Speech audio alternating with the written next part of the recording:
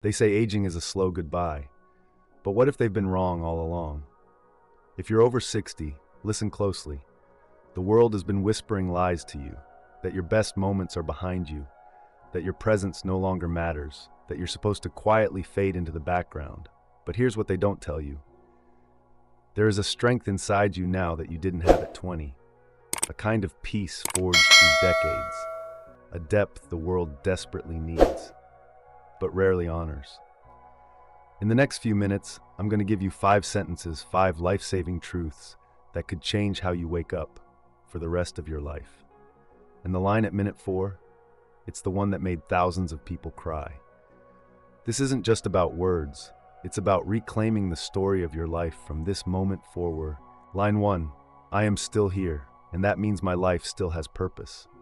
Say it with me now. I am still here, and that means my life still has purpose. Let that sink in, because for so many older adults, there's this quiet, painful question that lingers in the background. Am I still needed? The kids are grown, the job is long gone, the calendar is emptier now, and in the silence, it's easy to feel invisible, unimportant, like life has already passed you by. But here's the truth that no one says loudly enough. If you opened your eyes this morning, if your heart is still beating, if your breath still moves in and out of your body, then you still have something sacred to give. Your presence matters, not because of your productivity, not because of your youth, but because of who you are right here, right now. You carry stories, you carry wisdom, you carry a calm the world desperately needs. There are people young and old who need your patience, your presence, your steady hand. Maybe you can't run as fast as you used to. Maybe your days are slower. But in that stillness, there's something the world can't replace. Depth, reflection, grace. Say it again tomorrow morning. Say it like you mean it. I am still here, and that means my life still has purpose. Say it until your heart remembers. Say it until it lifts your head. Say it until your body follows your spirit and moves forward with meaning. You are not done. You are becoming. Line 2. I will not waste my energy on things I cannot change. This one is a lesson many of us learned too late. But you have the wisdom now to live by it. Let's be honest. So much of our life has been spent worrying about what others think, about things that happened years ago, about things that never even happened but lived in our minds like they were real. But aging comes with a quiet gift, perspective. You start to see what really matters and what never did. You can't change the past. You can't fix what someone else did. You can't slow time. You can't control what the world does next. But you can control one thing: your response. And that, my friend, is where your power lives now. You don't need to carry every burden. You don't have to fight every battle. You are allowed to let go. Let go of the guilt. Let go of the resentment. Let go of trying to fix everything for everyone. Each morning, remind yourself with love, I will not waste my energy on things I cannot change. Because your energy is precious now. Use it for peace. Use it for joy. Use it for the things you can touch, like kindness, like rest, like love. You don't have to hold it all. You never had to. And now, more than ever, it's time to set some of that weight down and rise lighter. I remember this woman. Her name was Evelyn, 74. Every morning she stood by the same window, hand on heart, whispering these 5 lines to herself. She told me, for the first time in years, I didn't feel invisible anymore. I felt like someone worth listening to. And funny thing is, after a few weeks, others started listening too. These aren't just affirmations. They're a quiet revolution, starting from within. Before we move to the next truth, pause for a second. Let these words you've spoken so far shine a gentle light on your morning. Like the sun slowly touching the walls of your home bit by bit, truth by truth, you are returning to yourself. Line 3, I will treat myself with the same kindness I give to others. This one might feel uncomfortable at first, but it's the truth so many of us need to hear. You've spent your life showing up for others. You raised children, you cared for family, you offered advice to friends, showed up at hard times, made meals, gave love. But let me ask you something and be honest. When was the last time you spoke to yourself kindly? Because here's what I see far too often. People who are soft with the world but cruel with their own memories. People who forgive everyone else but not themselves. You remember the mistakes you made over and over. You replay moments where you wish you had done better. You judge yourself for things that maybe weren't even your fault. But friend, that isn't kindness, and it's not justice either. You deserve the same grace you've given out for decades. You deserve softness, rest, forgiveness. You are not here to be punished by the past. You're here to grow through it. So each morning, look yourself in the eye, yes, in the mirror, and say, I will treat myself with the same kindness I give to others. Speak to yourself gently. Hold your heart like you would hold a child's. Say things that heal you, not hurt you. Because guess what? You're still learning. You're still evolving. You're still healing. And that deserves compassion, not criticism. Line 4. I will focus on what I can still do, not on what I have lost. Aging changes things. That's a fact, not a flaw. Your body may move slower. Your hands may not grip the way they used to. You may forget names, dates, where you left the keys. But none of that erases your worth. It simply shifts your strength to a different place. And if you look closely, you'll see, your walk may be slower, but your presence is deeper.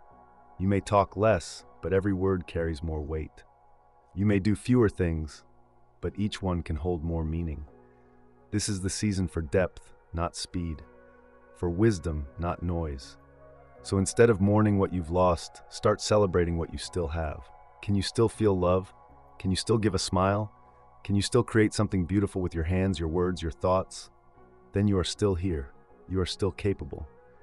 Each morning, let this truth guide your day.